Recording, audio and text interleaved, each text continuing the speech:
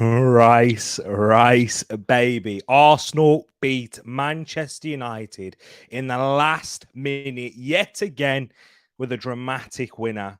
And his first goal for the club with Declan Rice. Guys, the match reactions here. Let me run the intro for you quickly.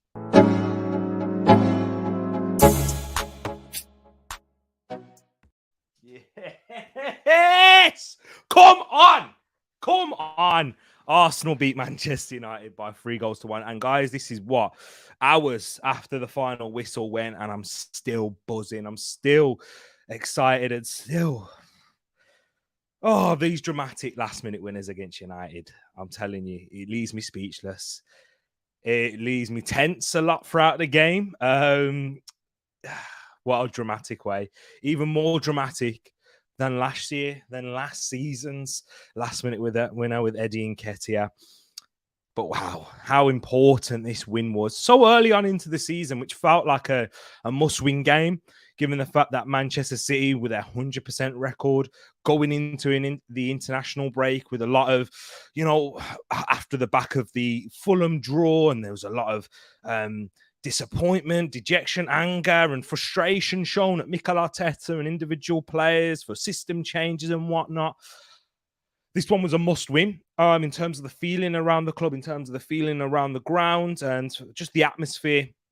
It was getting a bit toxic again. I will be honest, before this game, like last week after that, it was arguing with fans, and it was just getting way too much negativity being the start of the season for me and for my liking. I'll be totally honest, 100% real.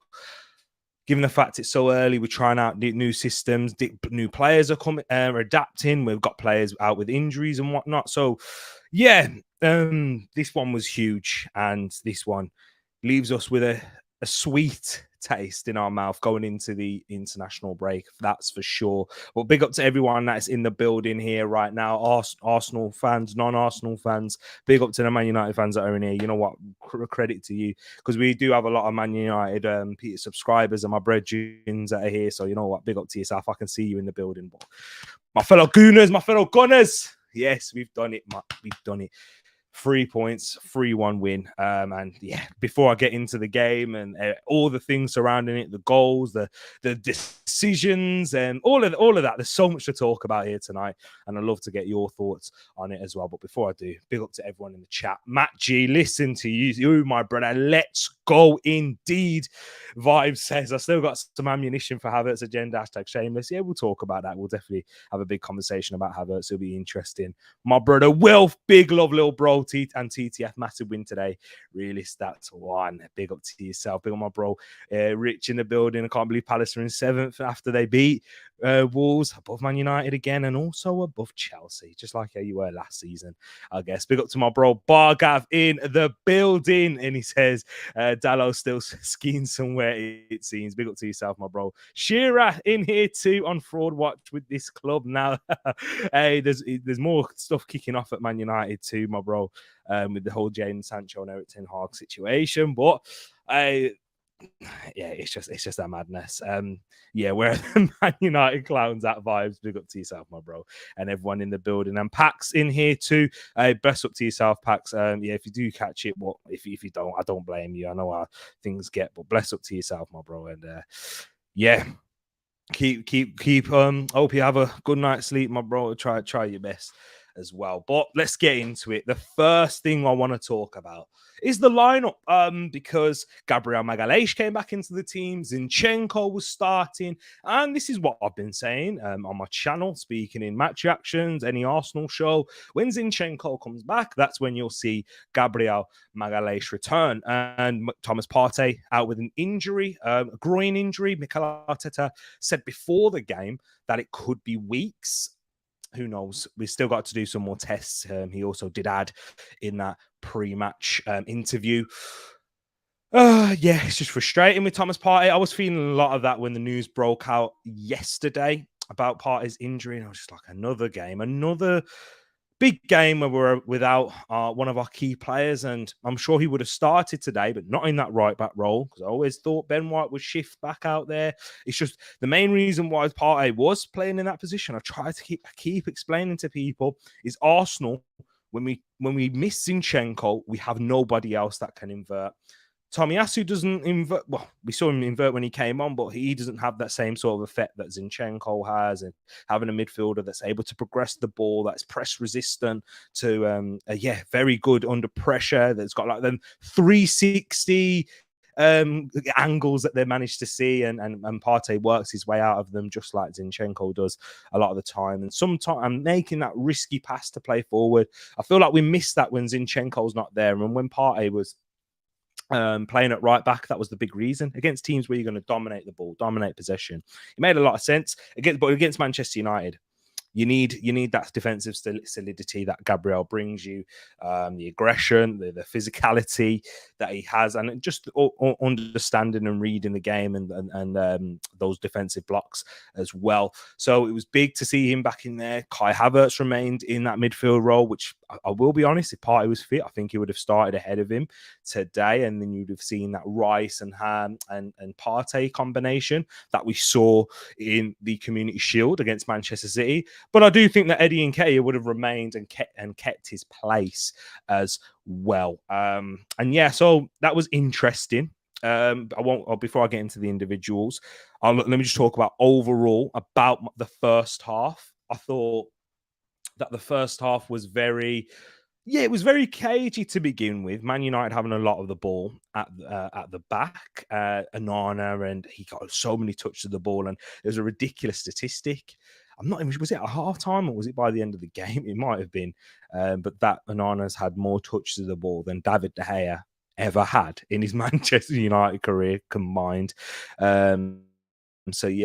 That was very interesting. I think, in his first 3 games, it's not just that one game, but in his first, 3-4 games, he's had way more touch to the ball. And that's why it was a big plus for Man United. And Arsenal, how we set up with our press, we wasn't as gung-ho, we wasn't pressing them aggressively, because that's exactly what Manchester United want. I was listening to a lot of, I listened to Clive a lot from the Arsenal Vision podcast, and he breaks the game down in a very good way and a simple way as well when he talks about Man United. And he said, if I was Arteta and if I'm an opposition team playing against Man United, I'm letting them have the ball, because what Man United want you to do is step out, try and press them aggressively. Onana can go long, Lindelof can, Lisandro into those channels. Even when you get the ball through to midfield, whether it's into Casemiro, Eriksen, or Bruno, they like to go direct into Rashford, and you can see the problems he causes when there's space in behind. So I think Arsenal were kind of wary of that, and we're kind of urging Man United to try and play through the lines. And then when it comes into midfield, we can use Kai Havertz's how he tracks back a lot. And he wins quite a few tackles as well defensively, but really get Declan Rice into the thick of things there. And he's able to stop so many transitions, read the game well. We saw that in so many occasions when they did try and play through the centre. But Man United, how they set up was they were trying to go long and trying to force us out to press them. Onana to keep putting his foot on the ball. And I was hearing Gary Neville in commentary talking about, I'm surprised that Arsenal aren't doing this, but I wasn't. This is exactly how you should really play against Man United. Let them have the ball. And then, because then it's up to them to break us down. And I didn't feel like Man United did when they had the ball. There was, I can't remember an occasion off the top of my head. I'll need to watch the game back to see on the occasions where they did break through us. But I thought we was very solid when Man United had the possession in around the back, and that was happening a lot to begin with. Then Arsenal had the first big chance of the game. It was Kai Havertz in the box when we started to quicken up our play and increase the tempo in and around the final third. There was a moment where the ball fell to Kai Havertz, and he just lashed at it, and he completely miscued it. And it was an awful attempt in the end. And it left me very frustrated with him at that point. But the theme of Kai Havertz today and what we've seen, he's lacking confidence. There's no doubt that there's a player there. No doubt at all in my mind. And he does a lot of the things well with his positioning. He's got a real understanding of the role, which is what a lot of fans were concerned about. There's no issue with Kai Havertz's understanding and what he needs to do, where he needs to position himself with the attacks on and off the ball. But when he's on the ball or when the ball's near him, you can see He's looking very timid. He's looking very shy, which he gets the name Shy Havertz from. And I can totally understand now because he doesn't carry that same bravado or confidence that you see a Declan Rice, for example, is a new signing that came in the same transfer window. A Timber, you know, how well he was doing in his first few games in an Arsenal shirt and how quickly he settled.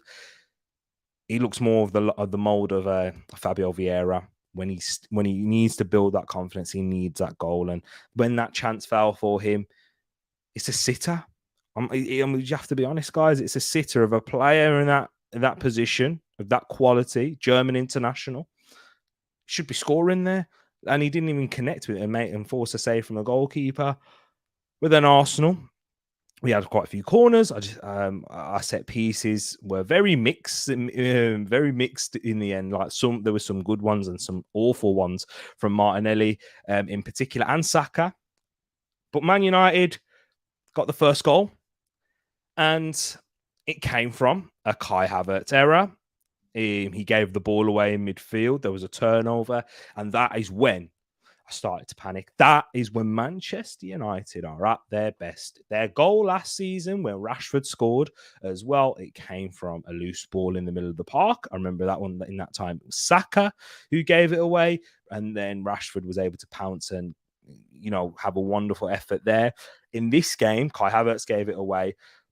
The ball was played. Was it Eriksen who picked it up? But he was the one who played the pass out to Rashford in the first place. Brilliant ball from Christian Eriksen in between Saliba and Ben White. And then the next error, the second biggest error for me, was Benjamin White standing off of Rashford in that moment.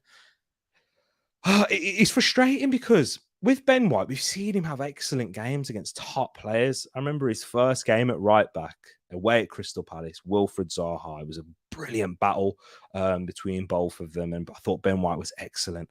But when it comes to Marcus Rashford, there seems to be a mental block with Ben White there. And let me know, guys, if you think the same, because the way he just backed off of him and let him get into the box, Man United had 5 touches in the box in that first half. And all 5 came from Rashford when he scored in that moment there. And he had Saliba behind him. If he would have just engaged with Rashford earlier, and he doesn't have to commit himself, he doesn't have to make the foul, he doesn't have to do anything rash because Saliba's there to cover him. So if Ben White gets beat, then you let him go. It's most likely going to have to be a heavy touch to knock it past Ben White. And then Saliba's there on the cover, who I trust 1v1 a lot more. And we saw on a few occasions where Saliba was able to slow Rashford down. But with Ben White there, it just made it way too easy for him to cut inside, get in on that strong right foot and curl it in. And for me as well, maybe I'm being a bit harsh here, but I thought that Ramsdale, the fact that he got a fingertip to it, thought he should have saved it. You know, when you see those sort of goals, when you see your goalkeeper get a hand to it, you always automatically think, like, can the keeper do better? Can they get a stronger palm on it? Is it? But yeah, it's one of them ones. So I felt like that is the case, but the big errors came from Kai Havertz giving the ball away in that moment, and then Benjamin White just letting Rashford go in. And it felt at that time, my thoughts and feelings were, this is typical Man United when they rock up to the Emirates, especially when they play Arsenal in recent years. They are lethal, and they are at their most clinical when they come up against us. Let's not forget what they did against Tottenham up in the game, in their second game of the season earlier on. The amount of chances they had in that first half, they couldn't take, and Tottenham went out and took the 2-0 win in the end. And you're thinking, it feels like with Arsenal, whatever opportunity the opposition has, they are clinical. Fulham, the exact same. Even apart from Nottingham Forest, they had that one big opportunity with Johnson, but even then, their second opportunity scored.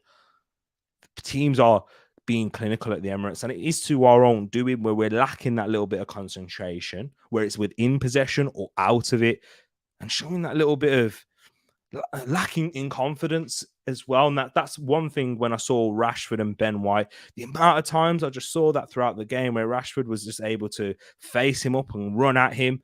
He's got that mental edge there. And yeah, I've seen much better from Ben White in those scenarios. But yeah, that was that. And if there's that kind of the doom and gloom out of it, because Arsenal bounced back wonderfully straight away. A ball fizzed into Gabriel Martinelli, one flick around the corner to Alexander Zinchenko. And this is where I want to give massive praise to Zinchenko and why he's so important to us and our left-hand side and how we attack down there, but just how we attack with a lot more vim and vigor in the first place, because his ball that he fizzed into Eddie Nketiah, the quality of that pass is guys, I think we kind of take this for granted as fans a lot of the time. That's not a bobbling ball. It's an easy ball for Eddie Nketiah to control and lay off first time to Martinelli in that instance, which helps Arsenal keep the momentum of the attack, where Martinelli is able to take one touch and then get it, pull it back across for Martin Odegaard with his trademark finish, where he just hangs around the edge of the box and he's able to sweep it in with his left foot. And the amount of power he got in that moment. Eriksen, just a criticism on him there. He should be sensing that danger. He's gone to mark the space when he's left the player alone and free in that situation. But it's a great awareness from Martinelli to cut it back, and that's something that Arteta and his coaching staff and the players have executed many a time in the past season or two. And that's why Martin Odegaard got 15 goals last year. Don't remember the Chelsea game when he got the exact same two, where it was Xhaka cutting it back across from there. Martinelli was the one in this instance who got him that ball. It was a really wonderful goal. And there was some moments in this game I'll talk about in the second half as well, where Arsenal were on fire. And when they did show that confidence to go forward and they had that attacking momentum, we looked like we was breaking them down, and Man United were just in 6s and 7s at one point, a couple of occasions, but we don't feel we did that often enough in the first half. So then the first half kind of ends with that, and then the second half, I feel like Arsenal pressed Man United a bit more. Man United were being a bit more forceful, as Gary Neville kept saying, purposeful with their play. Not just keeping it around the back, ticking out, just keeping it ticking over there.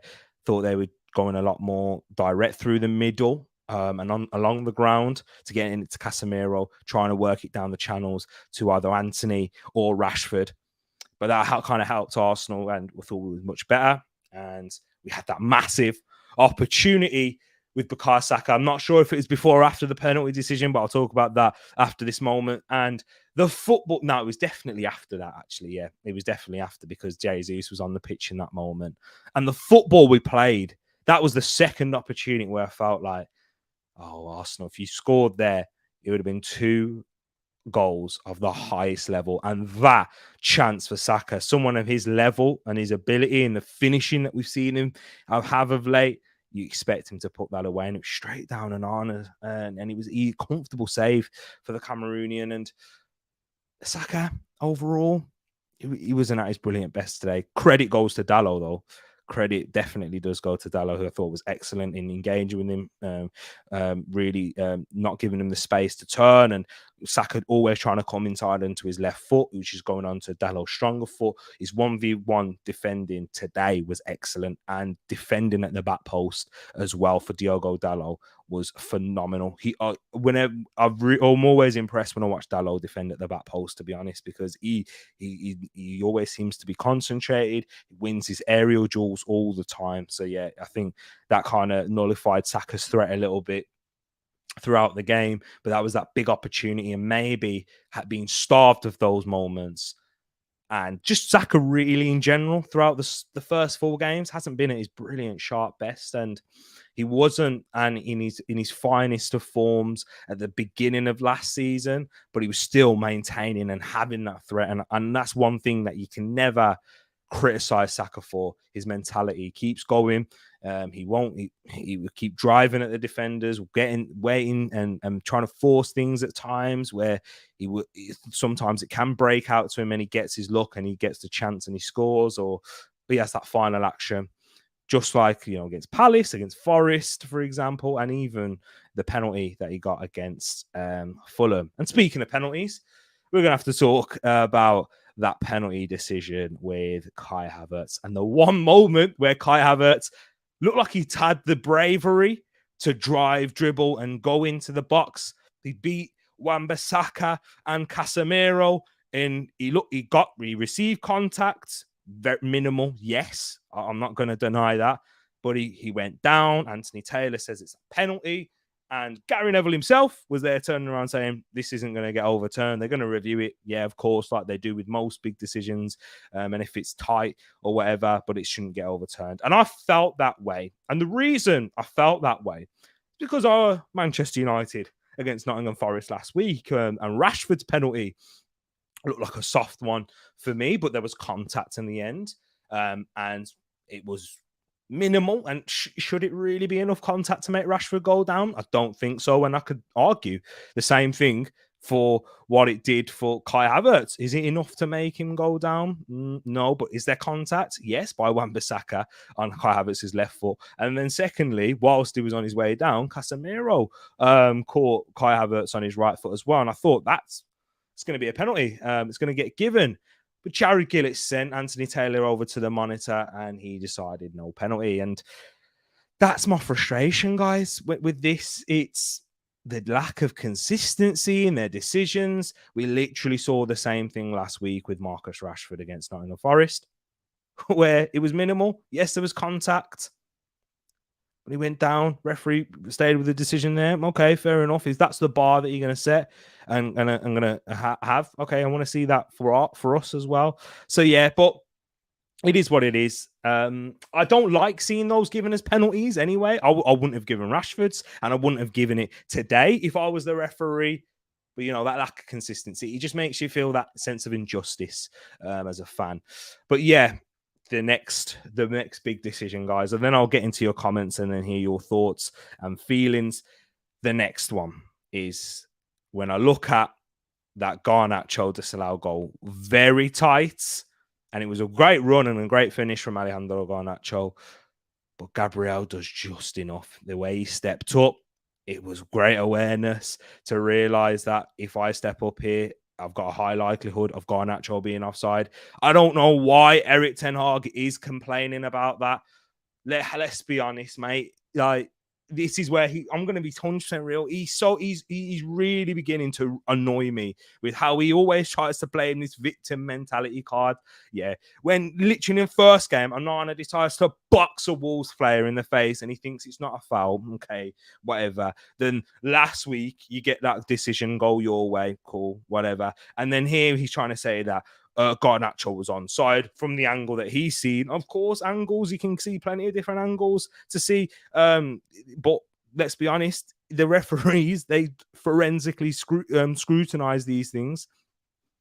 And they deemed it as offside. Offside is offside, mate. Okay, there's no denying it. Yes, we've seen these toenails of decisions get ruled out. I've seen it happen to my club as well. Boo-hoo. But stop trying to do this, man. Erik ten Hag, offside. He said Hojlund should have had a penalty for a lot less for a challenge of 50-50 where Rasmus Hojlund wasn't even complaining. Jolting, man. He's really annoying, Erik ten Hag. And remember when he did the whole thing last season where Arsenal don't get injuries. That's why they've been able to do so well. Cry me a river, son. But yeah, then that decision, and it felt like it was big. Then Arsenal got a corner. Bukayo Saka. I actually said I don't want Bukayo Saka taking this corner because I felt like with his tired legs and his deliveries haven't been great at all this season, whether it's been set pieces or from open play. But he took it. I said, okay, if you're going to take it, go short. Go with the guy with the short corners from the very first minute. Looked to cause Man United problems. And I thought, go short, but he didn't. He went long. Declan Rice. The bravery again, the confidence to take that effort. Yes, he got a lot of fortune with the deflected shot, with the deflection going in at the near post. But if you don't buy a ticket, you don't win the raffle. And it's a huge moment for Declan Rice. And I think it'll be a huge moment for his Arsenal career as well. Declan Rice today, before that goal, it was outstanding. And a candidate for man of the match. before it. The only other player that I could say alongside as a candidate for man of the match was, it's difficult. I wouldn't. I think it genuinely would have been Declan Rice because of how he was breaking up loads of Man United attacks when they were trying to play through the centre. He kept Bruno Fernandes in his pocket. There's a lot of talk about Bruno and Ødegaard. Kevin De Bruyne said he picked Bruno over Ødegaard and stuff. But when it comes to being away from home against the big six sides, Bruno, where are you? Skipper now, you're the captain. The captain's armband weighs heavy. It's not the first time he's been missing any away games and anonymous and had zero part to play. My captain there stepped up and grabbed the equaliser when the chips were down. Hey, Bruno Fernandes, come outside, my bro. Come outside. But yeah, he don't like to come outside when it gets hot. He don't want to be in the kitchen. That's Bruno for you. But yeah, big goal from Declan Rice and a big performance from him as well. And he deserved it. If anyone deserved, if I was going to pick my goal scorer to be the scorer last minute winner, it would have been Kai Havertz first. But Declan Rice certainly second because he deserves it with his performances against Fulham. He really stepped into his own. Crystal Palace, that's where it really began to shine and where he's got that confidence to break through the lines with his passing and even just with his energy that he has around the pitch, how he reads the game. He's up there with one of the best in the world. And yeah, he's really starting to prove his worth. There's been quite a few £100 million players that we've seen in the recent years, 12 months in that midfield. And in the very early days, 4 games in, 5 if you can count the Community Shield. But he's looking the bee's knees, shall I say, Declan Rice for that winner. And then with the very last moment, Gabriel Jesus. I wanna Man United fans, this is more you should really be doing this a lot more. But Marcus Rashford, Joe checked that goal out again. When it comes to a 50-50 duel, Marcus Rashford is so weak. And he pulls out of a challenge with Reece Nelson, who just simply wants it more, gets it out to Fabio Vieira. The timing and the weight of that pass. Oh, my word. We needed that against Liverpool. We needed Fabio Vieira and this type of confidence that he's got now. And now he's settled down into this Arsenal team. We needed that for Liverpool away at Anfield. And maybe our last season would have been different. But in that moment, plays it through to Gabriel Jesus, who he was running on goal. Dalot's there with him, staying up with him. And he's doing a good job in this moment, Dalot. Jesus feigns to shoot with his left foot, sends Dalot across, and I think Dalot has to make that challenge because if Gabriel Jesus shoots and he's not going down there and trying to make the block, it could easily go into the bottom corner, and in that far corner. But Gabriel Jesus keeps his composure. The stadium went silent, and he slotted it home. And Gabriel Jesus, my word, when he came on off the bench, you see the touches that he has. When you can fire that ball into him and he controls it and he kills the ball dead in tight areas. He's there. He's like I'm telling you, he's got this sort of, not to the level of frequency that I saw Luis Suarez do it, but he can nutmeg a mermaid. It's ridiculous how he can get out of these corners and in these tight situations. He's got that Brazilian flair, and yeah, he's better than another Brazilian that was on that pitch, shall I say? Not Casemiro. No, I'm not talking about him. I'm talking about another 21 for Man United. He's shown, and being anonymous once again. But yes, big win for Arsenal there. Massive win. Before I give my player ratings, I want to go into the chat, guys. I want to hear your thoughts, your feelings. Please let me know, and then I'll go into the player ratings as well. We've got plenty of comments in here, plenty. And I love to see you all in here. T-Money, my man, went on a Man U channel and represented. Big up to yourself. I was on the Devil's Advocate with Keane, Brian from the day in the life of Brian, and Jay Marty from Stretford Paddock as well. Big up to yourself as well, Wilf. Let's have a look. yeah, I'm not really a big thing to be above Chelsea scummies. It's not a big thing at all. Fraud watch with United, bro. Can't even get mad at you beating us with that back line. Maguire and Evans in 2023. Yeah. When I saw Maguire come on for Lisandro, I'm not gonna lie, I was quite disappointed. I was like, no, because I thought Lisandro on a yellow card, he can't be moving in his mad ways and how he likes to step out. With Lisandro on a yellow card is a different player. He can't be as aggressive. So I think you can really get the better of him there. With Gabriel Jesus coming on, I was thinking, Lisandro Martinez has already said that's the toughest opponent he's faced in the Premier League. And yeah, he was looking sharp today. And from those first couple of touches, I was like, oh, I'm liking what I'm seeing. I just wish that Lisandro was there. But when Johnny Evans came on, my optimism grew. And he was at fault for that goal. And another thing Erik Ten Hag was trying to complain about was that there was a foul on Johnny Evans when Johnny Evans was grabbing Gabriel in that moment there and dragged him down first. Ridiculous. I can't believe that he's tried to call that there. Good evening to yourself as well, Mrs. W and Mr. W, giving you both my love, and I hope you all had a wonderful weekend, and I'm sure that this way is a great way to top it off. T-Money, my bro, you wanted Partey out of the back and end him in it. I did want him out of that back line for this fixture. When we're coming up against another team, if he's fit and available and Zinchenko's not fit or he's carrying a knock, I don't mind him playing at right back when we're dominating possession. But again, in these big fixtures, I don't want him in that right back position. No, not at all. Not against Rashford, not against any left winger with devastating effect. Forget that. Not for me. Was actually impressed with Dalot and Eriksen versus Ødegaard and Saka today. Yeah, I think you got to be, man. I think they Eriksen was diligent in his defending, was a lot more aggressive to Ødegaard, didn't let them come inside and get their shots off like we did last year. But Dalot, I thought it was brilliant, man. He really locked down Saka in this game, so massive credit to him there. Martinelli constantly looked a threat, though. Yes, I thought Wan-Bissaka didn't defend to his best today, but Martinelli was able to get a few crosses into the box. I think Wan-Bissaka let him go on the outside a lot. But yeah, when he came inside, I thought Wan-Bissaka defended much better. And yeah, we saw a better performance from Wan-Bissaka in the second half against Martinelli than the first. Wesbird says, question, if Partey work event was available, would he have dropped in today's starting lineup? I think he would have dropped Kai Havertz. I think he would have gone for the same midfield that we went for against Manchester City, and he would have kept Eddie Nketiah up front just based on merit and with his performances earlier on in this season, how he reacted coming off the bench against Man City and how he played against Forest. He wasn't great, but he scored much better against Crystal Palace and was excellent coming off the bench against Fulham. So I think he would have dropped Havertz. And that's probably another reason why Kai Havertz, I'm not here making excuses for him because he's still early days and I'm willing to let him settle down.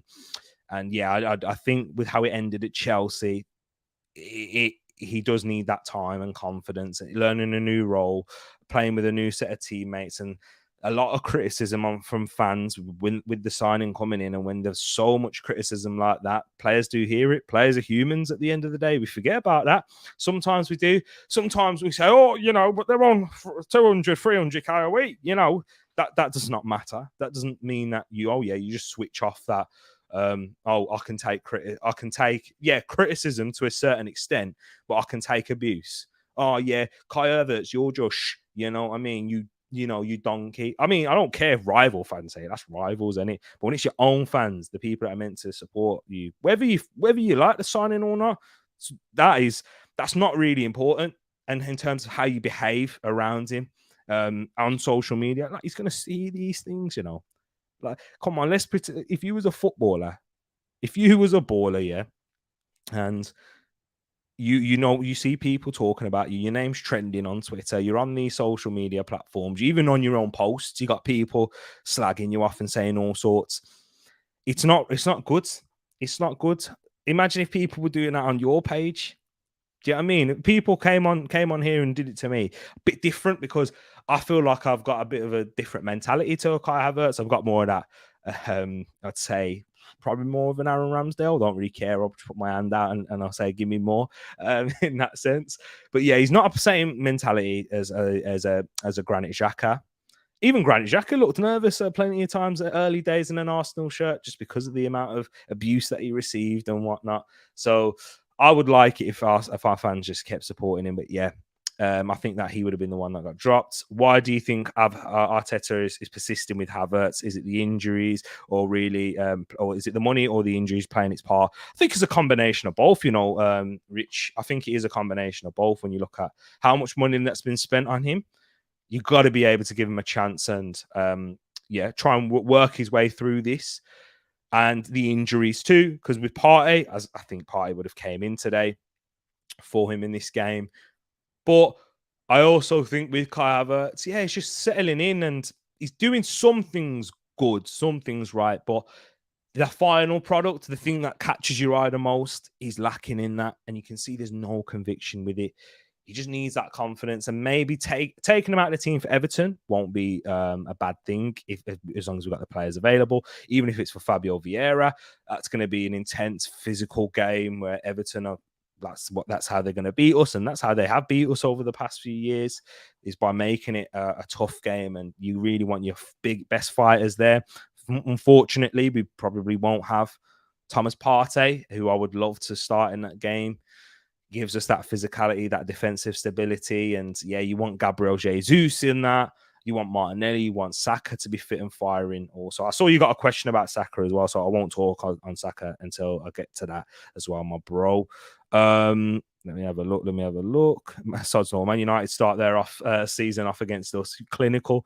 Much better today. Well, I will be honest, Man United, that was probably your best performance away to a big six side since Erik ten Hag's come in. You looked a lot more confident when the ball was around the back. If David De Gea was in goal, no way are you having that much possession and that many passes in your own final third. And I think Arsenal would have pressed you a lot more, but they know the quality of Onana is a bit like Edison in that sense. If you just run out to press him, you'll leave a gap somewhere else in the middle, and then you can just play through it there and turn defense into attack in that scenario. So Man United, they look much better defensively, and with that, not really going forward because they didn't create too many chances of real note. Rashford had another opportunity as well in the second half where he's just running at Ben White, but apart from that, not really too many. Although I don't think there was many chances throughout the game for both teams, to be quite honest. I think Arsenal had the higher quality ones where we should have put to bed with Saka and Kai Havertz. So you think it would have been Rice, Baby, and work event then? Yeah, exactly. I think it would have been that midfield. That the Saka chance, thought they were both going in. He should have, man. He should have scored. It would have been such a good goal as well, bro. You man killed the fun after 35 seconds. Hey, it's usually us that are letting in goals 35 seconds or so after kickoff, usually in the first minute though. I'm glad that we did, because I think we'd have seen a different United setup who, your game plan of just keeping the ball around the back, we would have been forced to press you a lot more, and that would have fell right into your hands. Getting that ball out to Rashford, he's given Ben White a torrid time in that moment there. Just had a homemade warm Dorset apple cake. What is that? I need to try a Dorset apple cake. I need to have a look at that. It sounds beautiful. I love an apple pie or apple crumble, even better. In that position, you'll just have to smash it. And it's Shearer. You had to, man. I wish you did. Big up to yourself, Casey, saying revenge will be sweet. I'm hoping we can do the double over you this year. I really am. Now that we can build confidence going from this win, and so we can get back to some near us scintillating best. Or I don't mind holding back on that and saving it for the end of the season and not blowing our load like we did last year. Pause. 100% Ben White was at fault for the goal. He needed to be 2 steps to his left. Then that goal doesn't go in. Exactly. Block off that angle from a right foot shot. Let him, if Rashford scores with his left foot from there, goes across goal or something, fair play. And you've given him the harder option there. And if he would have done it, then you just got to praise Rashford, as he always does against us, scores. But you can't let him cut in onto his stronger right foot. Let him get that shot off. Close him down. Even if you get beat in that scenario, you've got Saliba there to cover, and you can recover back into that area, maybe even get a tackle in if he tries to beat Saliba. So, yeah, man, Ben White needs to do better in that scenario. And I think it's definitely mentally as well, Wilf. It's definitely a mental block. because it's not about ability. Or he's definitely, we've seen him do it. It's when Mitoma and Rashford, those are the two players that I've seen make Ben White freeze. Do you know what I mean? I think White definitely looked like a rabbit caught in the headlights, and Rashford knows that. He got the upper hand. You compare that to the way Saliba dealt. Exactly. My point exactly, Wes Bird. It was chalk and cheese indeed. It was much better, Saliba, in that scenario. And Saliba's the one time where I saw him kind of back off too much was against Ollie Watkins away from home against Aston Villa last year. But even in that game, he didn't do it the second time Ollie Watkins had a 1v1 against him. Brilliant. Kai turned it over for the goal, but still, Erdegaard, what an answer. Big up to yourself, Moss. Yeah, exactly that. What a way to respond. Captain material. That's what I like to see. That defending for the Rice goal. What? It was terrible. How they let him get a shot off in that moment. Yeah, that's what I don't like. Defenders. Van Dijk, when he was at his prime, he was the best at doing it because he'd always make the block in the end. He'd like let you, try and do something. I'll let you come on to me. Pause. I'll let you come at me. Yeah.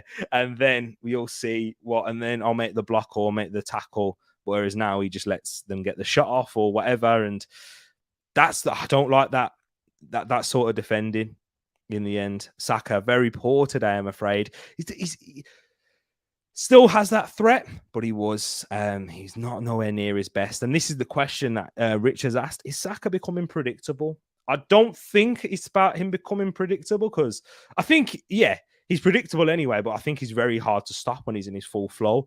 I just think, bro, I'm going to be honest, Rich. I think he's played too many games. One that goes down to Mikel Arteta. I need to see him out of the team and get a rest. He played the first game of preseason against Nuremberg.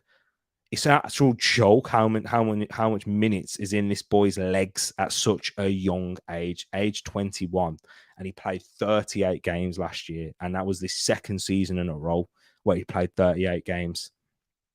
It's not healthy, and I need to see him, rotated, but we don't have that, and we've not sorted out that position, and we didn't sort it out in the summer either.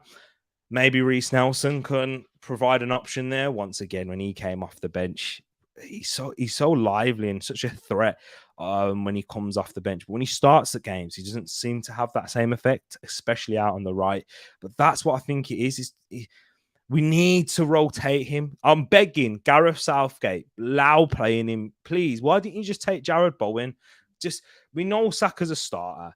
Saka, little groin injury like Thomas Partey, please. Don't actually want him to have one, but you know them Fergie tactics that he used to do. Pull players out of international break. Give him the rest, man. Arteta deserves some blame for that as well, the amount of games he's playing him. But man, it's too much. And that's why I don't think he's at his brilliant and sharp best, to be honest. The Havertz one was similar to the Eze one against us. Minimal contact, both not a penalty. The Rashford one was was a clearer penalty, in Rich's opinion. I'm not sure. But this is what I would say. The first part, what you said was right. I don't know if the Rashford one was a clearer penalty, but I think you're spot on when you said the Havertz one is similar to Eze, because I feel like if the referee gave that Eze penalty, he's not overturning it. He's not. That's why I was reluctant to say VAR, give it. Don't, because no. Like, remember, they said there's a higher bar to change the on-field referee's decision. So, yeah, I think if Eze would have got that, if the referee blows his whistle, points to the spot, you're not overturning it, you're keeping the penalty. So, yeah, it's one of them ones. But no, I hear what you're saying. Onana has to save the Rice deflected shot. I'll be honest, I think I spoke about if David De Gea's in goal, they're not making them many passes around the back. David De Gea's in goal. I think he saves that, because that's what David De Gea's bread and butter is, them reaction saves. Some fans will say, hey, listen, that's what I want from my goalkeeper. That's all I'm asking for, is to make saves. I don't need this playing around the back business. But yeah, I think it's important for today's game in how you attack and defend as well. He deserved that bit of luck today, deflection, because he was superb. He was outstanding. Man of the match for me. Without the goal, take away the goal, there weren't really many other players. I thought Erdegaard was brave, and he wasn't at his brilliant sharp best, but he was better than Saka, and he was better than the other attackers that started the game. Saliba, I didn't think he was at his best. I thought he was. No, I don't think he was on the ball really. Defensively, you can't really knock Saliba at all, can you? Defensively, amazing and strong, but on the ball wasn't his greatest of games. Zinchenko was good from when he was on the pitch, but he didn't play the whole game, so I wouldn't really give him that. I thought Tomiyasu, by the way, came on. I thought he looked very assured, and that confidence has been beginning to grow with him as well. I like that. We need that because he's someone that struggled with injuries, struggled to get minutes on the pitch for whatever reason, but he looked much better and assured when he was on today. Tomiyasu, that's the likes of him and Vieira. Be that shining light, be that example, that role model for Kai Havertz. Please take it on because hey, he's getting mad now. 100% on Rash. He's defo weak on challenges. That said, the little always scores versus us. He always does indeed. An honor at the near post. It's poor from him, my humble but accurate opinion. Oh, I love that. Rice, baby. Big up my bro King. You heard that they've banned rice from all restaurants in Manchester. Hey, I don't know how they're going to do that. We've got a Chinatown in there as well in Manchester. That's not going to happen, but love that. Ten Hag, big up Shearer, my brother in the building, says Ten Hag getting it wrong. He needs to accept we're in a stage of experiment. Even I'm sick of him making excuses and moaning. Bro, chapeau, take my hat off to you, take my do-rag off for you. Nah, it's true, man. I don't like it. I don't particularly like it when my manager does it either. When we've had performances where we've not been at our best and we're in that development stage, come on, can we own it? Can you do it in front of the camera as well and let the fans know it's a process instead of doing all these making excuses things? And look at the situation that's going on with Rashford now. I mean, not Rashford, Sancho. I don't actually agree with Ten Hag in this situation either. Hey, I don't see all the things that go off on the training pitch. I mean, no one does apart from Ten Hag, the players, and the coaching staff. But it's a bit weird that one of your best players in pre-season, he was excellent against us, isn't getting a look in and Garnacho starting a lot of games ahead of him. Bit weird, I do believe. And as soon as Martial's back, he starts right ahead of him as well. Yeah. Havertz is going to need loads of time and love. We got to back the boys. He wears Arsenal red now. Exactly, Wilf. Just like Eddie needed loads of time, just like Fabio Vieira needed loads of time, just like Tomiyasu needed some time after his injury. He hit the ground running, Tomiyasu, when he first came in. But since those injuries in his first season, he's not shown the level that he was at, but I'm starting to see him get back to it. And Fabio Vieira, again, just the confidence that he's beginning to show, making those risks, stepping into midfield, demanding the ball. That's what we want to see, man. That's what exactly we want to see with Fabio Vieira. It's got the quality. Now it's about having the mentality and the bravado with it as well. I feel we haven't quite got into the fluidity to our game, but I thought once Havertz went off, we actually improved. But I think he will get there. I do also think Arteta needs to rotate the team more. I think, Westbird, you're 100% right in that. We aren't at our fluid best. I think with the injuries of Zinchenko and Jesus hasn't allowed us to be at our fluid best in our attacking sense. Once Zinchenko is back, and when I say he's back, when he's able to play the 90 minutes, I think that's when we'll be at our fluid best throughout the game. And Havertz went off and Vieira came on. We looked more controlled on that left side. It's just a shame by then Martinelli's legs looked like they were gone. He was tired. His socks went down early. In the 80th minute, he was finished there by then. Martinelli. But yeah, I think I was wanting Trossard to come at that point. But then when he brought on Reece Nelson, I wasn't complaining because we've seen the impact he's had coming off the bench against Bournemouth, Nottingham Forest, Southampton, and you have Man United today. So yeah, I think Arteta does need to rotate certain players more. I'd like for him to rotate Saka more. Who else? Saka and Ben White potentially, because I feel Ben White maybe he's playing too many games himself as well.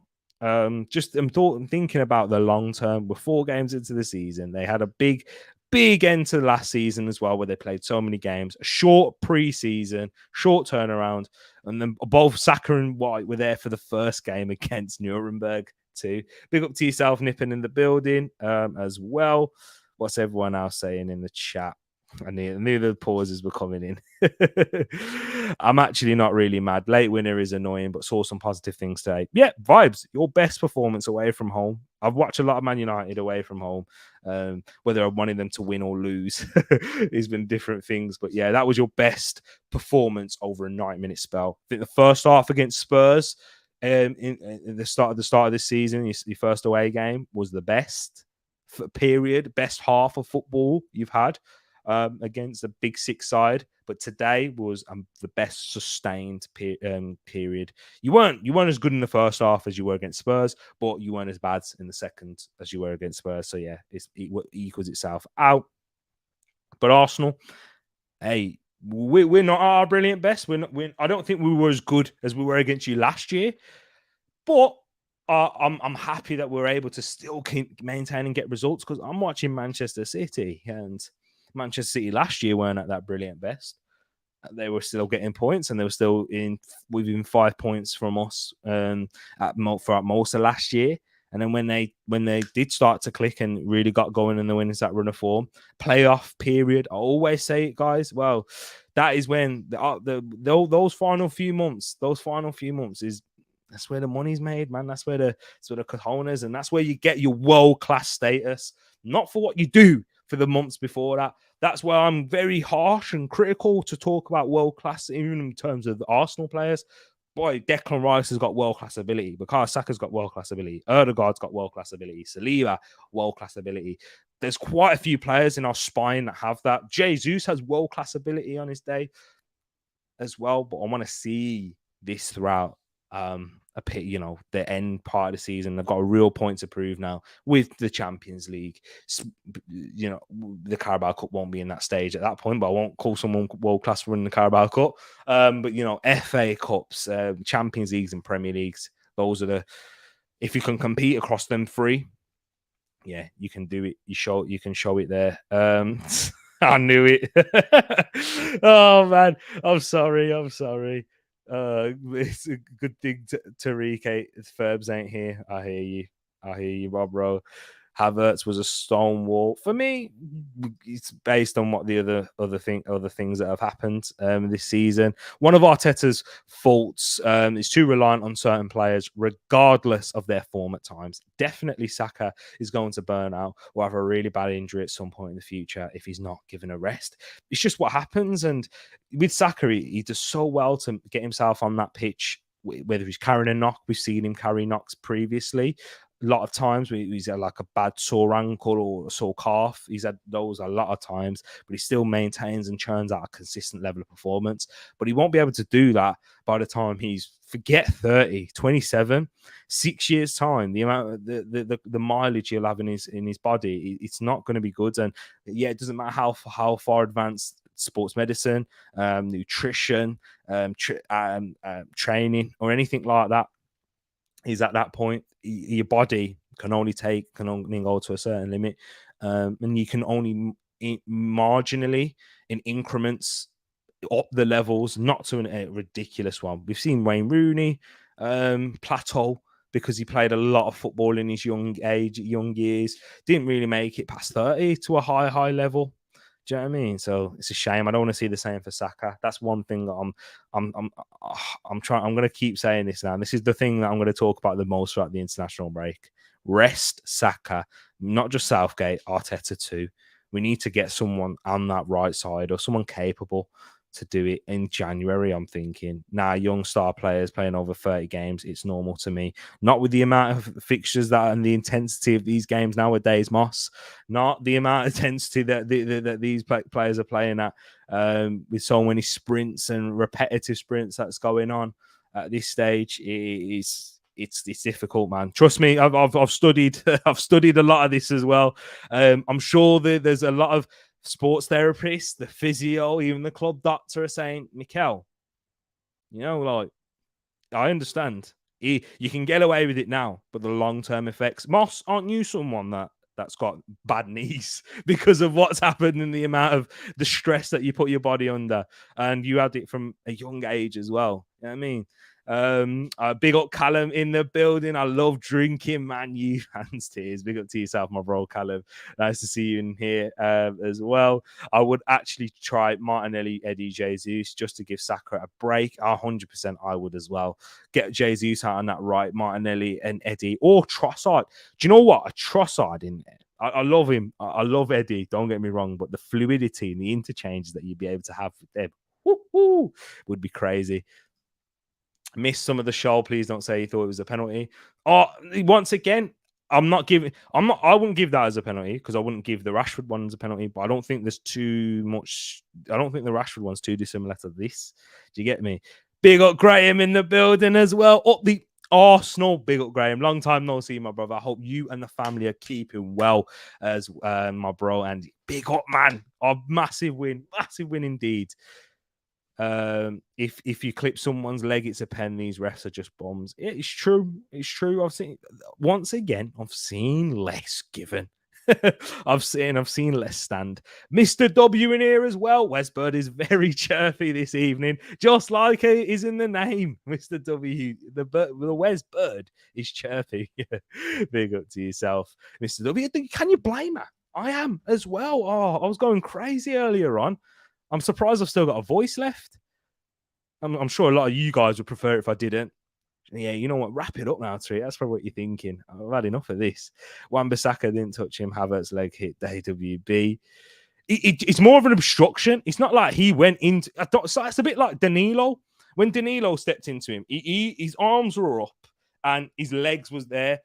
Where I would say that Havertz didn't stick his leg out. His leg didn't move from the direction that he was traveling in. His leg didn't go out here and then back and then clip. He was just moving like that.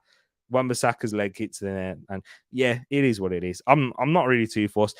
I'm not gonna complain as long as I see the next game I see that happening. Referee don't give it as a pen, and VAR, or if the referee gives it the pen, VAR overrule it, because all we ask for is consistency, guys. That's all we do. Hojlund looked good. Yeah, he did. He looked sharp, man. He looked very aggressive and he was holding up the ball well. He did. Much better than Martial. I will say that. Erik Ten Hag said Martial was very good today. Are you having a laugh? Martial was horrendous. Hojlund was actually causing Gabriel some problems. But yeah, big up to everyone. Diet Danish Haaland Rasmus will be good. Yeah, if he continues like that, he definitely will be. Let's not forget that when Mudryk had his first cameo, he looked excellent against Liverpool. And yeah, as long as he just gets if he performs at that sort of level, he'll be a good player for him. That's for sure. And he'll be better than Martial. I can guarantee you that. You've seen us do the same with Rashford, constantly playing him, even if he's poor. And yeah, and that same thing could happen with Rashford as well, vibes. That burnout. Remember that season with Ollie where he had that shoulder and ankle injury and he just kept playing him over and over again. Couldn't believe it, man. So you're right. It could have a long-term effect on their careers. Where's the rest of all the United? Yo, man, big shout out to Vibes, man. He said he's a soldier, you know. He's a soldier. Big up to him. Each and every time they're letting a man them down. Vibes, the only real one. Usually Pax too. Pax was here earlier, but he had to, because he's got a 5 a.m. start. Disagree. Football is football, and studied it for 40 years. What about? Studied what? Are you on about the what do you disagree with? Yeah, but I'm 49. What is it that you disagree with? The amount of games that players are playing. Well, I think the reason why, Moss, is Saka's 21.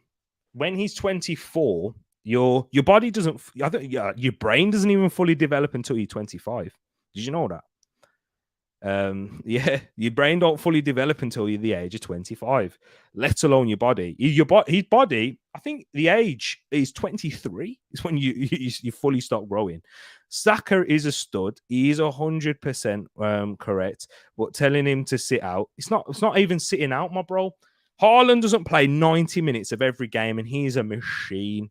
Haaland gets substituted, and his minutes get managed a lot better than Saka's does. A lot better. Haaland's minutes gets managed.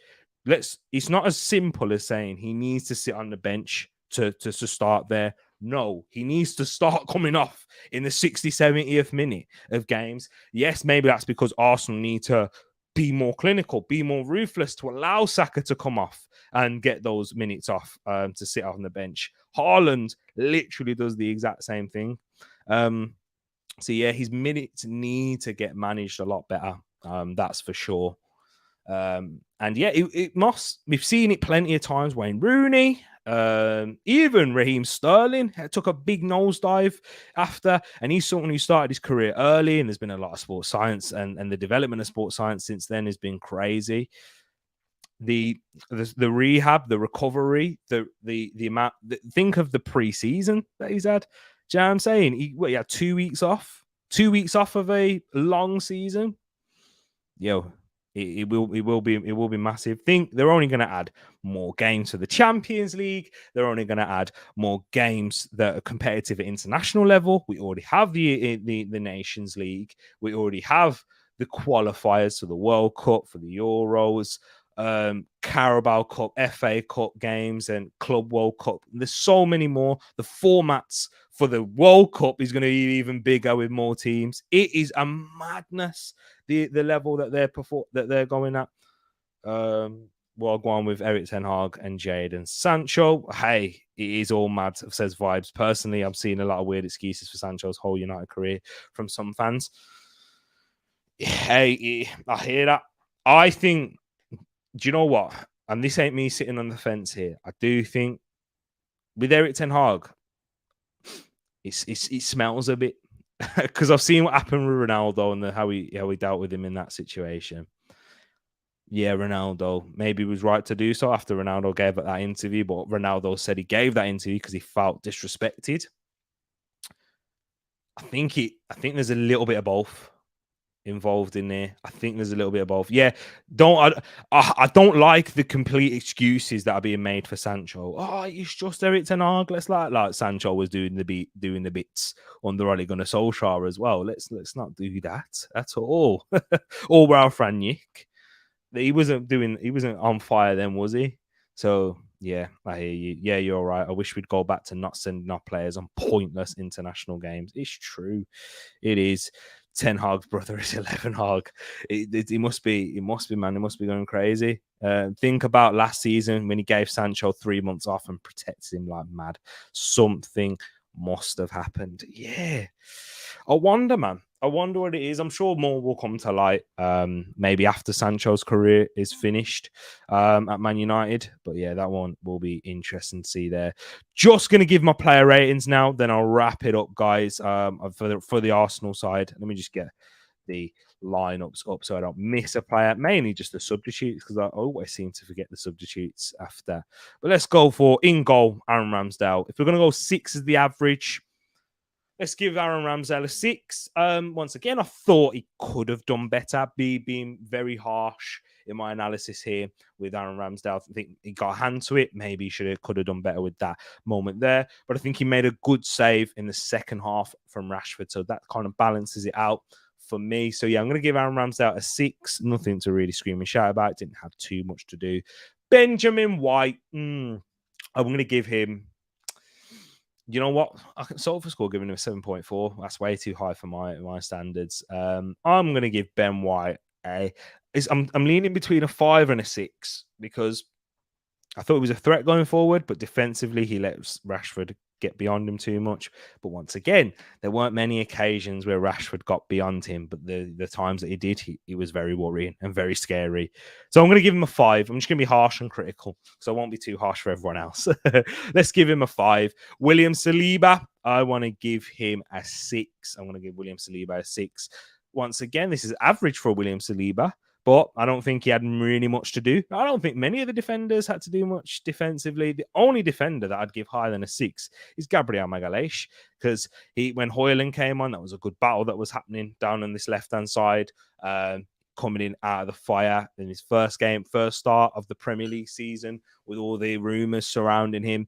Gabriel Magalhaes deserves praise for me, and 7 for me. And I'm going to get the comments up whilst I'm giving these out. Ramsdale 6. White 6, Rami 8, says Mars. Whoa, that's a bit high. White 7 again, high again. Or Saliba 6. Yeah, I'm with you. I'm with you on here, Westbird. I'm happy. I'd be happy to give White a 6 as well. But yeah, I'll just give him a 5 just for the goal. I think there was a big thing that he could have done for the goal there. Alexander Zinchenko, once again, 6. Average, really, for Zinchenko. Excellent play for the first goal. It was nice to see him in there. And there was a interesting tactical thing that I'm sure most of you guys noticed as well. When he was inverting into the right side of midfield and Declan Rice was moving out to the left. I thought that was very interesting. I'll give Alexander Zinchenko a 6. I really can't wait until he's fully fit and when he can play 90 minutes or most games. Hopefully we do get that from Zinchenko and a run of games this season, because the importance he has on this team is crazy. In and out of possession. Defensively, he was doing his due diligence as well. So yeah, I'll give a 6. So yeah, no one really in the defense gets any higher than that. Midfield, Declan Rice, 9 out of 10. 9 out of 10. The only thing, what you say, give him a 10 out of 10? No. Yeah, that is close to a 10 out of 10. I'm just going to be too harsh. I was going to say 9. 9 for Declan Rice, winning the ball a lot, showing so much confidence in possession as well. It was just, taking on the mantle from Thomas Partey there, stopping a lot of transitions, kept Bruno quiet in his pocket throughout. Massive performance that from Declan Rice. Huge. 9. Let's see what you guys are saying. Moss has said, first of all, he says ESR and Fabio and Reece need to smash the Carabao Cups. I think they will. I think, you know what, Moss? I think once September kicks in, when we come back after the international break, we'll start to see him more in the Premier League as well. Wouldn't be surprised if you see one of them start against Everton. But yeah, they will get more opportunities in the cups. And yeah, I think that'll be huge for them there. Saliba 7.5, Gabriel 7.5 in there. Zinchenko a 7, Zinny a 6, says Wesbird. Tezzy in the building says Zinny always gets a 10 from me. You see the importance of him as well. Yeah, we're much more assured and confident in breaking down these low blocks and these strong defenses when Zinny's in there. Rice 9 from Wesbird and Moss, and then he's putting in these other predictions in there. I'll give mine for Odegaard. Oh man, big goal for Martin Odegaard once again. I think this man can go to another level still, but he was excellent today. He was better than my boy Saka. I will be honest. So yeah, I'm going to give Odegaard a 7. In that sense, a 7 for Martin Odegaard. He was good as well. Kai Havertz, yeah, we have to be quite honest, maybe a 5. If I'm giving Ben White a 5, I can't really give Kai higher than Ben White, to be honest. He had a big part to play in that goal. It was much better in the second half. Can we just admit that, guys? Kai Havertz looked better in the second half before he was taken off. When he drove and went into the box and got that foul, he looked a lot more confident playing the ball forward. I'm hoping that he does build from this. This is something to build from in possession. But yeah, I'll give him a 5 there. Saka again. Saka 6. I might have to give him the same as a Benjamin White, a 5. I don't think anyone deserves lower than a 5 in there too. But yeah, let's see what you got. I'll run through the rest of the starters and then see what you guys are saying. Martinelli, I want to defo higher than Saka, defo higher than a Kai. I'm not sure if I want to put him higher than a Odegaard though. I'm going to give Martinelli a 6. Yeah, I'm going to give Martinelli a 6 for me indeed. And then Eddie Nketiah. He was good at points. I'm going to give him a 6 as well. A bit like Martinelli, good at points. And then when Jesus came on, he gave us a different impetus. So yeah, I'm going to give Eddie and Martinelli 6s. And then let's see what you guys are saying. King says, one thing I've always been consistent with our best players. They usually play most games, most minutes. It's hard for Arteta to bench Saka, but we got good cover, even Jesus with Eddie and form, etc. Yeah, it's true. I don't expect him to start Saka from the bench. That's my thing. I just want him to get substituted more. Hopefully against Everton, he's not going to have to play the full 90 minutes. But yeah, that's what I would say. Martinelli 8, Eddie 7, Jay-Z 7.5 says Moss, Erdegaard 8 says Wesbird, Fabio a 7 says Moss, um, Eddie Eddie a 5 and Martinelli a 7 says Wesbird. Oh, I thought Eddie was better than a 5 though. He wasn't at his best today. He wasn't his best performance, but caused Lindelof problems, got him that yellow card, which was a high boot in the end. And yeah, I'd say it's about a yellow card, but an orange card if there was such a thing. But yeah, I thought Eddie was sharp in those moments, had a big part to play in the first goal too, played it back to Martinelli. Sharp in his play. He's looking much better, isn't he, Eddie? He just keeps improving and improving. I thought he was actually better today in his overall performance than he was against Man United, where he scored the 2 goals. I know it's mad to say because he won that game for us, but his overall play is just getting so much better, and I'm loving it from Eddie Nketiah.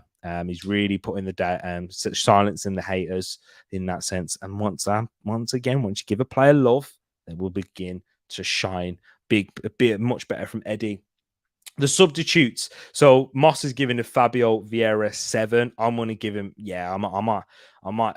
Do I give him a 7 for the assist? Yeah, go on then. 7 for Fabio Vieira for that assist to Jesus. Perfect way to pass, perfect timing. Wish we had it against Liverpool. So Fabio Vieira a 7. I'm going to give Gabriel Jesus a 7 also. I thought he was excellent coming off the bench, sharp, causing Man United problems. If we can get Gabriel Jesus to his brilliant, sharp best, what a team we have. I want to see consistency now. I want that luck to fall our way, man, with injuries. We haven't quite had it at the start of the season. Missing Jesus, Zinchenko, Timber's out, Partey's now out as well. So I really need that, man. I want to see a consistency. I want to see us really get to use our squad and rotate a lot better. And then we can really scrutinise Arteta then. Now he's got a squad to work with, because I'm looking at the bench. We didn't get to see Kivior, Trossard or Smith Rowe. That's ridiculous. The level of those players. Yeah, he's great and very high. But yeah, so I'm going to give Takahiro Tomiyasu a 7 as well. Big shout out to Tomiyasu. He was brilliant when he came on. He was brilliant. I'm giving Takahiro Tomiyasu a 7. So 7s for all of them so far. And Reece Nelson, should I give him a 7? Yeah, Reece Nelson a 7. And I'll give Jorginho a 6. Didn't really have to do much because he came on towards the very end. But he gives you that calm assurance there when he's on the ball. Hey, we've got a seriously good squad, guys. We really do. We're not perfect at all, but we're really good. We are one of the best. We're not perfect, but we've got one of the best squads. And let's hope that we can keep the main players fit so that we can really use them as well. And rotate. Tezzy take a cold shower. That's what I was laughing at before. 6 for Eddie, bro. Stop drinking that vodka. Get back underwater, tea, buddy. Nah, yeah, it was just in moments, bro. In moments, he was excellent. It was a bit like Martinelli. I don't want to give him higher than a 7. Or maybe I'll give Martinelli a 7. If there's 0.5s, I'd give him a 6.5 and that. But me giving Eddie a 6, it's like me giving a Saliba a 6. I know they can do better, but I was still impressed with what I saw, guys. Eddie was at least a 9, and that's me. I said so. I'm still in my heads. Nah, I hear that. He was. You know what? I'm here for Eddie between 6 and an 8. I'll take that. It depends on how high you like to go, and it. But 6, 7 for the assists. What a pass! Jesus looks sharp and technical. Says King. 100% agree, my bro. The pass out of this world, and Jesus. Wow. Do you know what excites me the most? When Jesus is in the corners and he gets out of it, let alone when he's in the box scoring goals. But yeah, Your Highness, keep it in your pants, woman. 6s are so harsh. We did win 3-1. Yes, the result was 3-1. But I still think, bro, I'll still be honest, Moss. There's still levels for this Arsenal team to go. And if I start giving 9s and 10s, when I know that we get better, I'm meant to give 11s. But nah, yeah. I still think, bro, we can still get our brilliant and sharp best, man. We really can. Importance of the game, yeah, it's a massive win. So I can understand why people give higher if you're basing it off the result and the fact that we won, but the performance levels can increase. And I'll I'm very confident of that. We will. Thought Eddie wasn't great in my humble but accurate opinion. Hey, you guys, I'm gonna have to leave it here because Wilf and Wesbirds, the two W's, are gonna fight, and let's not fight when we already grabbed that W and the 3 points and the 3 goals. Have it. Let's go, my people. Big up to everyone that's here locked in right now. I hope you all have a fantastic rest of your Sunday night and a fantastic start to the week. We will be returning back with content. I'm hoping Tuesday night as well, guys. Tuesday night. We can try and round some people up for the Arsenal show. Let me know if you're willing to be involved as well, guys. But people, love to you all. Arsenal, 3 points again, them lot against United. Come on. Big up to yourselves. Make sure you smash that like button, subscribe if you're new, and rice, baby. Now stop, collaborate, and listen.